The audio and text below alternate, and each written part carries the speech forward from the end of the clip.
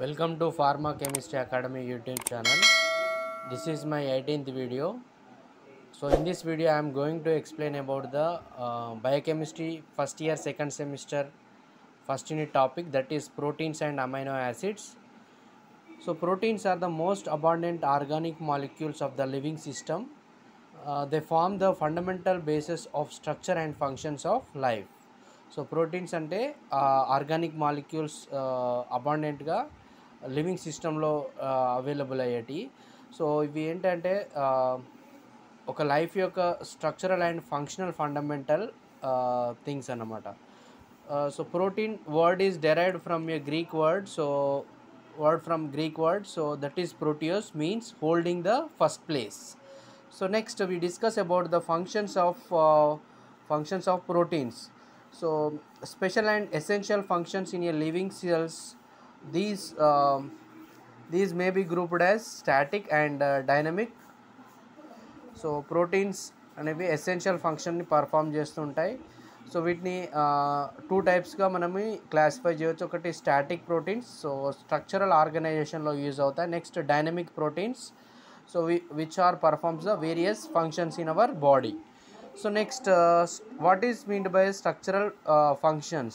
So structural functions means, so proteins like an brick. So ఒక బిల్డింగ్లో ఒక వాల్ని build చేయాలంటే బ్రిక్స్ ఎలాగో, సో అలాగే ప్రోటీన్స్ని బిల్డ్ చేయాలంటే అమైనో యాసిడ్స్ ఒక బ్రిక్ కన్స్ట్రక్షన్ లాగా ఉంటాయి అండ్ మోటార్ రోల్స్ని పర్ఫామ్ చేస్తే, that is for physical activity. So primarily responsible for structure and strength of the body. So బాడీకి స్ట్రెంగ్త్, స్ట్రక్చరల్ ఆర్గనైజేషన్లో మనకి ప్రోటీన్స్ అనేవి యూజ్ అవుతాయి. సో స్ట్రక్చరల్ ప్రోటీన్స్కి ఎగ్జాంపుల్స్ వచ్చేసి collagen, so which is present in the bones. Okay, so like bones in joints and for the growth of the hair, nails. So next, elastin, so which is present in the bone matrix. Next, alpha keratin in epidermal tissues. So alpha keratin ane protein untundi, so epidermal tissues lo, and vascular system and other organs. So next, dynamic functions. So more diversified in nature, include proteins acting as enzymes, hormones, blood clotting factors, immunoglobulins, membrane receptors, storage proteins, muscle contraction helpers, respiration, and besides their control in genetic control, etc. So dynamic functions వచ్చేసి మనకి proteins various diversified ఫంక్షన్స్ని perform చేస్తుంటాయి. So enzymes కానీ, hormones కానీ, blood clotting factors, thrombin, prothrombin, so next immunoglobins IgA, IgE, తర్వాత membrane receptors, so cells లోపల cell మెంబ్రెయిన్లో ఉండేటువంటి రిసెప్టార్స్, తర్వాత స్టోరేజ్ ప్రోటీన్స్, మజిల్ కాంట్రాక్షన్లో యాక్టిన్, మయోసిన్ అనే ప్రోటీన్స్, నెక్స్ట్ రెస్పిరేషన్లో కూడా ఇవి యూజ్ అవుతాయి. సో అలాగే బిసైడ్స్ ఇవన్నీ కాకుండా జెనెటిక్ కంట్రోల్ని కూడా మనకి పర్ఫామ్ చేస్తాయి.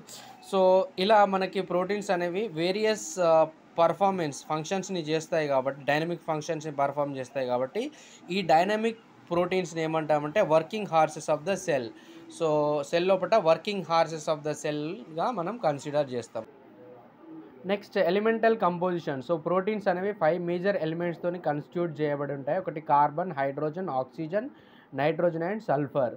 సో దీంట్లో మేజర్ ఎలిమెంట్స్ వచ్చేసి ప్రోటీన్స్లో ఈచ్ ప్రోటీన్లో carbon, hydrogen and sulphur, carbon, hydrogen, oxygen and nitrogen మేజర్గా ఉంటాయి. సో మైనర్ ప్రపోర్షనల్లో మనకి సల్ఫర్ అనేది ఒక ప్రోటీన్లో ఒక ఎలిమెంట్గా ఉంటుంది. So proteins may also contains other elements like phosphorus, ferrous, copper, iodine, magnesium, manganese and zinc.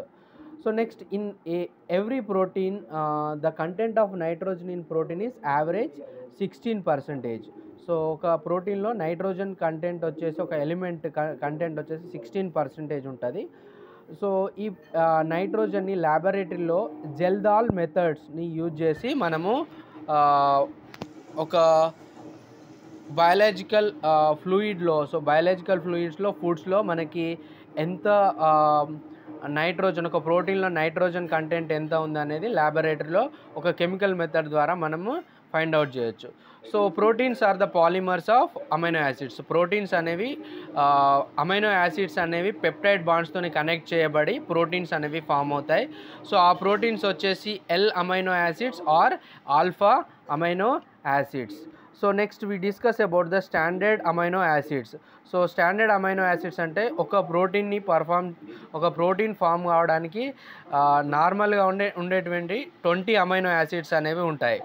But నేచర్లో 300 అమైనో యాసిడ్స్ అనేవి ఉంటాయి. బట్ ఇవన్నీ కూడా ప్రోటీన్ ఫార్మేషన్లో మనకి యూజ్ కావు. ఓన్లీ 20 అమైనో యాసిడ్స్ అనేవి రిపీటెడ్గా ఒక ప్రోటీన్ని స్ట్రక్చర్ని ఫామ్ చేయడంలో యూజ్ అవుతాయి. కాబట్టి సో ఈ 20 అమైనో యాసిడ్స్ని మనము స్టాండర్డ్ అమైనో యాసిడ్స్ అంటాము.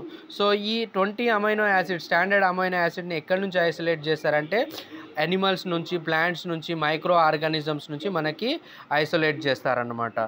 సో ఇవి స్టాండర్డ్ అమైనో యాసిడ్స్ అని ఎందుకు అన్నమాట, why we are calling them as standard amino acids means, so this is because of universal nature of the genetic code available for incorporation of only 20 amino acids when the proteins are synthesized in the cells. So అంటే మన ఒక cells లోపల ఈ జీన్స్లో genetic కోడ్లో ఈ 20 amino acids అనేవి incorporate అయి ఉంటాయి. సో ఇది యూనివర్సల్ నేచర్, అంటే ఒక జెనెటిక్ కోడ్ లోపల ఈ 20 అమైనో యాసిడ్స్ అనేవి ఒక కోడ్ ఫామ్లో సీక్వెన్స్ ఆర్డర్లో ఉంటాయి. కాబట్టి సో వీటినే మనము స్టాండర్డ్ అమైనో యాసిడ్స్ అనేవి అంటాం. సో ఈ స్టాండర్డ్ అమైనో యాసిడ్స్ అనేవి సెల్ లోపల ప్రోటీన్స్ని సింథసైజ్ చేస్తాయి.